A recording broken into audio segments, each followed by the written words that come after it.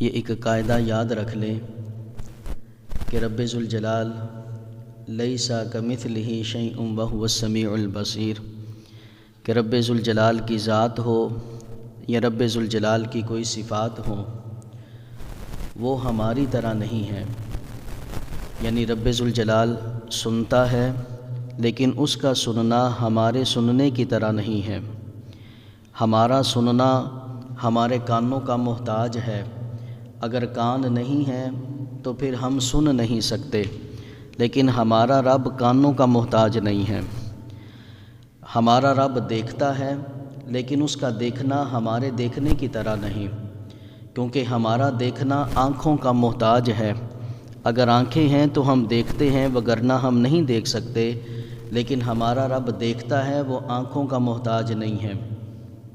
وہ جسم اور جسمانیت سے پاک ہے، خدا کہتے ہی اسی کو ہے کہ جو عقل میں نہ آئے، جو عقل میں آ جائے اسے خدا نہیں کہتے۔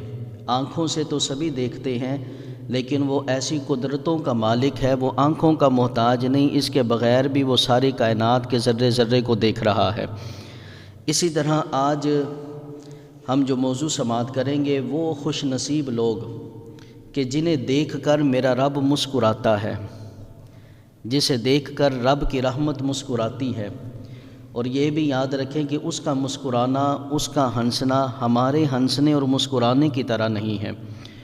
وہ کیف اور کیفیت ہم سوچ بھی نہیں سکتے کہ جیسے رب ذوالجلال کی ذات مسکرائے گی، وہ اسی کے شان کے لائق ہے، اور انشاءاللہ کل قیامت کے دن ہم اپنے رب کو مسکراتے اپنی آنکھوں سے دیکھ لیں گے، لیکن آج اس کا ادراک ہم نہیں کر سکتے۔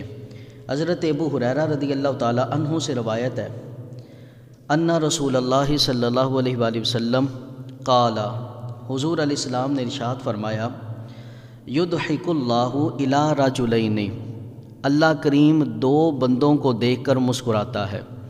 اللہ کی رحمت دو بندوں کو دیکھ کر مسکراتی ہے۔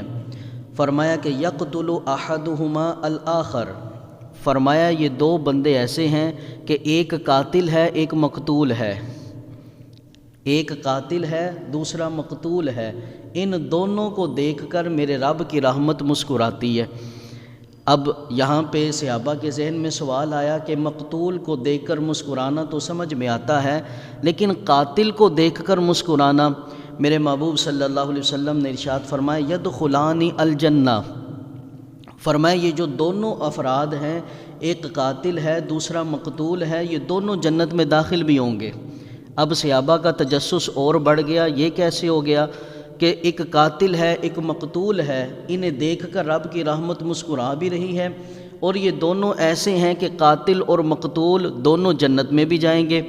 اب یہ دیکھ کر صحابہ کا تجسس بڑھ گیا، میرے محبوب نے مزید بات کو کھولا، فرمایا یقاتل ھذا فی سبیل اللہ فیقتل، فرمایا ان میں سے ایک بندہ تو وہ ہوگا کہ جو اللہ کے رستے میں جہاد کرتا گیا کہ یہاں تک کہ وہ شہید ہو گیا۔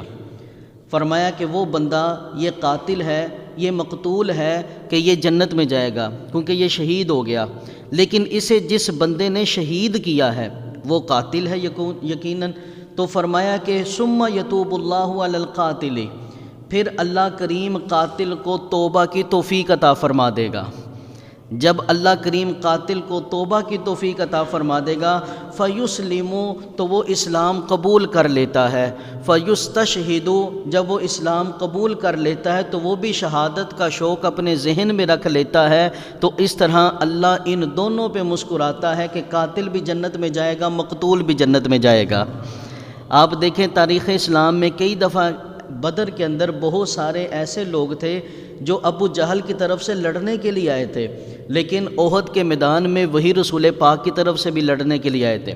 حضرت خالد بن ولید رضی اللہ تعالیٰ عنہ کو لے لیں، حضرت خالد بن ولید رضی اللہ تعالیٰ عنہ نے کتنے مسلمان صحابہ کو شہید کیا ہے، کتنی جنگوں میں وہ رسول پاک کے روبرو شامل ہوئے ہیں، لیکن جب حضور علیہ السلام کے ساتھ آگے اور حضور علیہ السلام کے ہاتھ پر بیعت کر لی، توبہ کر لی، تو اسلام کا پرچم پھر وہاں جا کر لہرایا جہاں کوئی لہرا بھی نہیں سکتا تھا۔ حضرت خالد بن اور دیگر کئی صحابہ، یہ بہترین مثال ہے ہمارے سامنے کہ وہ جب کفار کے لشکر میں تھے تو قاتل تھے، جب وہ آگے رسول پاک کی بارگاہ میں تو وہ جنتی بن گئے۔ تو فرمایا کہ یہ دو لوگ ہیں جن پہ رب ذوالجلال کی رحمت مسکراتی ہے۔ اس